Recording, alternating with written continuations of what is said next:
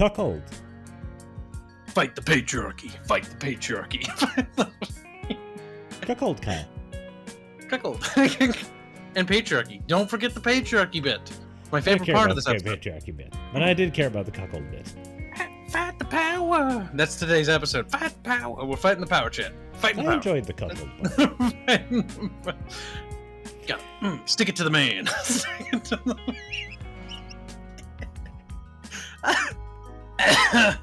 Oh, that hurt. That's good. In today's episode of the video game, what were we watching again? All right, the Game of Thrones thing. It's House of Dragons is the name of the show.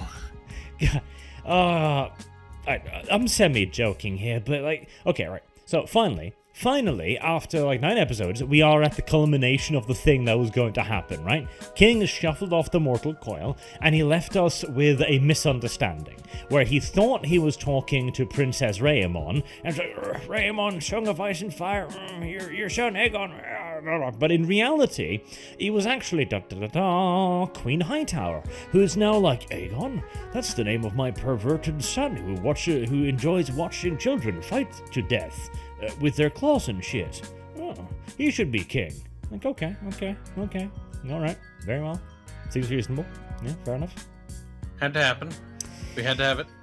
And hey, you know, I don't even really mind this plot point. Like, it's a dumb plot point, because... We tried, but, you know, we gotta have it happen at some point. And if they couldn't do a better way, then we gotta do it this way. And she's so surprised. Like, she's at the little meeting, and she's like, "Oh, Daddy, you'd planned this whole coup d'etat without me." And he's like, "Yeah, like I fucking told you. I mean, what's wrong with you? We've been planning this for years now. You've been in the meetings." Did you forget? I totally actually forgot it was there. Like, you can't possibly mean to kill Rhaemon and her children. Otto Hightower just looks at her like, Are you retarded? That's literally what we said we were gonna do. And she's like, I changed my mind because we had a family dinner and my feelings have changed. I'm planning this for years. And then Sir Cole just walks over and kills an old man because... reasons. Listen, we needed him to die. He's like, I will not stand for this. I am not an oath breaker. And then he's like, I'm just gonna kill him. And then he kills him. Like, okay, right. Sir Beesbury or Salisbury or something. He's like, oh, like, I have principles. And I'm sitting there like, cool, you have principles. And then we see, like, Sir Cole walking up behind him and kind of like, that old man's dead. Literally, it's like he's got a death flag right now. Firstly, he's an unnamed character. He's basically a red shirt from Star Trek. He's like, we can't do this. This is not ethical. And George R. Martin, fat man, sitting there like, and conk rock. It's so painfully predictable. Sir Cole isn't necessarily trying to kill him. Like, he's like, don't make fun of a queen. He's gonna, like, dump his head against the fucking table or something. But instead of doing that, he just crushes his head down on this little meeting rock. Just... and then he's dead, and it's like, okay, goodbye, throwaway character. Yeah, even Sir Cole for a second there is just like... Okay, I didn't intend to take it quite that far. It's got a little escalated. I feel like somebody above forced my hands down harder. George R. Martin just winks. Like, Sir Cole apparently has no control over his arms whatsoever. Like, okay.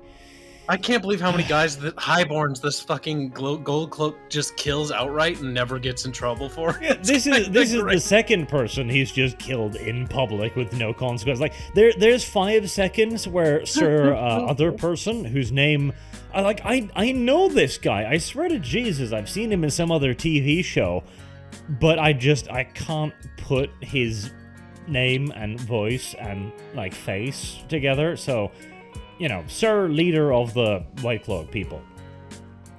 So, he's like, oh, is this what we've become? And everybody just kind of nods, like, yeah. Like, yeah, we're kind of just, you know, it says in the script I'm bad guy now. It's like, yep. Okay.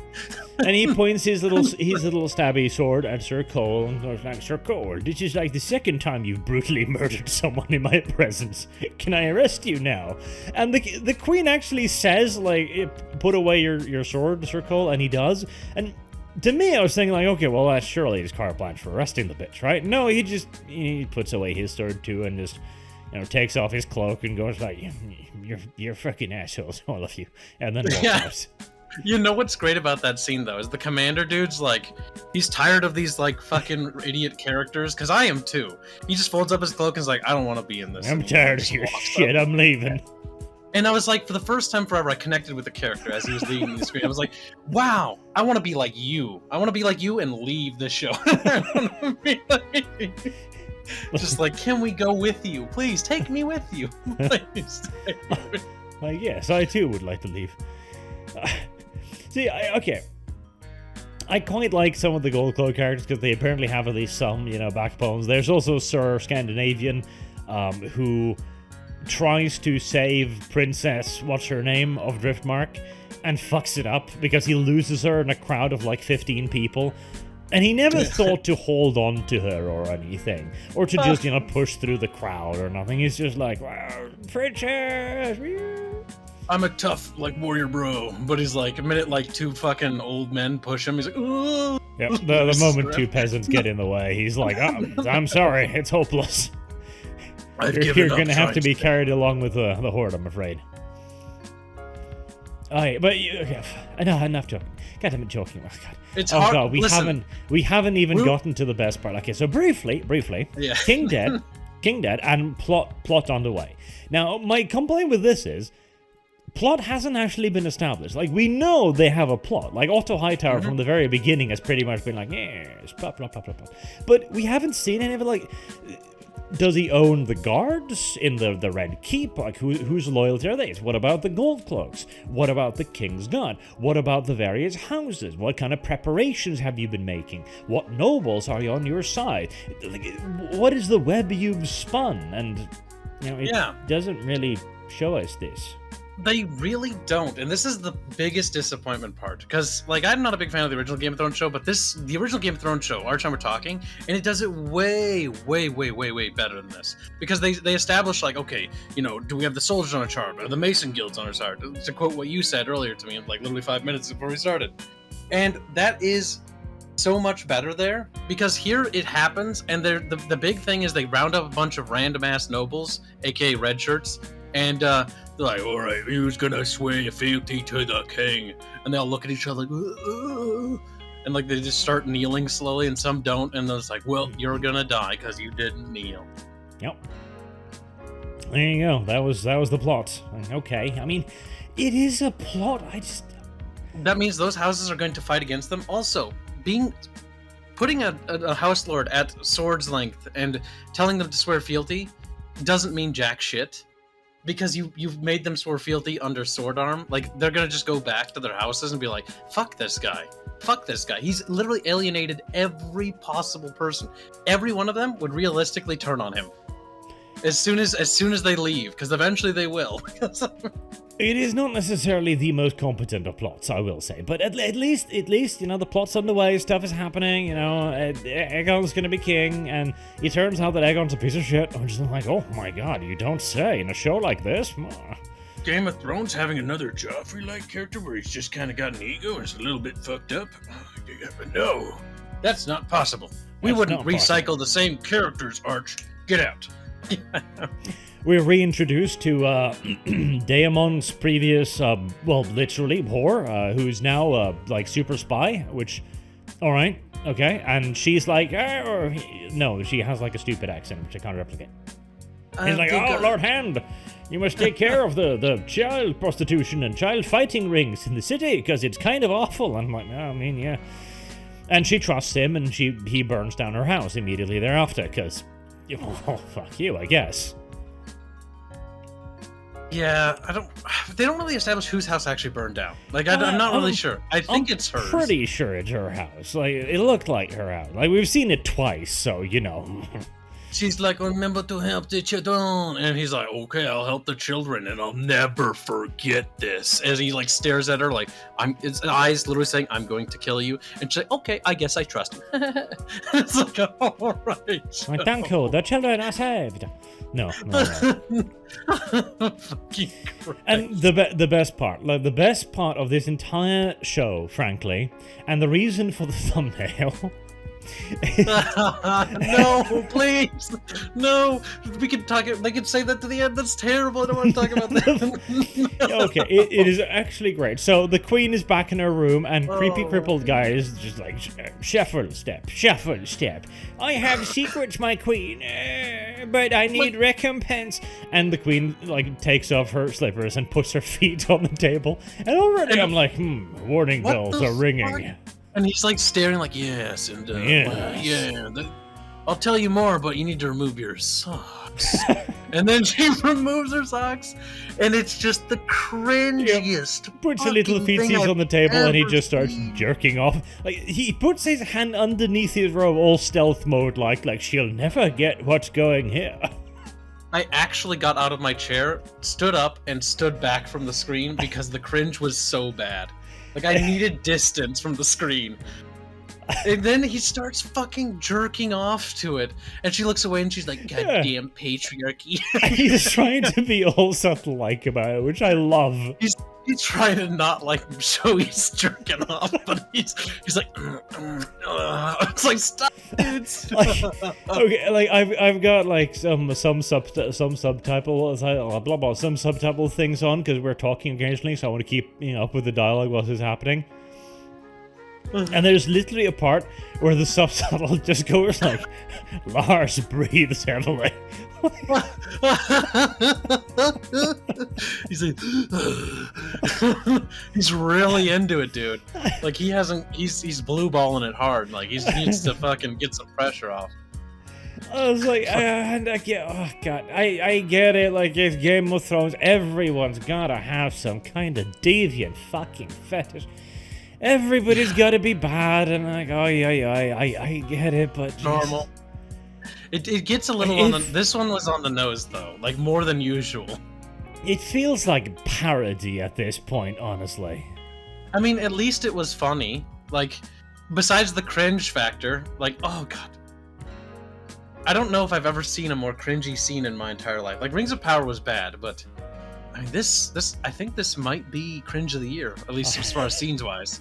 That was the worst scene I think I've ever seen of any show this year. Foot fetishist masturbation scene. Yes, like unironically, that's what we have in Game of Thrones now. And then we've got the Child King Aegon, who's like, I want to be king, but his brother's like, bitch, punches him in the face. And so Aegon decides to be king. And, for a moment there, he's kind of liking it. Like, yeah, I got a sword and shit. And then a dragon breaks through the presumably meters-thick stone ceiling. Because, the princess has been, chilling somewhere else. And she was just... Okay. The guard who was the King's Guard is trying to save her, is like, you'll never make it to the dragon, princess. It's guarded. It's the first place they'd look for you. And... like 5 scenes later, she just walks into the dragon pit, gets on her dragon, and then, gets on the dragon. And threatens everyone. Like, look, lizard.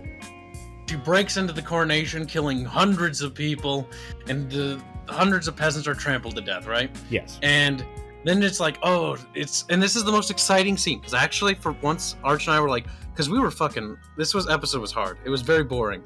But it was like, oh, thank God, something interesting might happen. Like, something might actually develop in the storyline that might be a genuinely interesting twist. Because it's like, oh, the dragon's gonna, kill the Aegon and all the high towers and all that. And that'd be a perfect scene, because that would put the story in a very interesting position where it's like, what the fuck are we gonna do now? But instead, it's obviously a fake out, and she's like, rare, and then the dinosaur dragon's like, I'm gonna leave.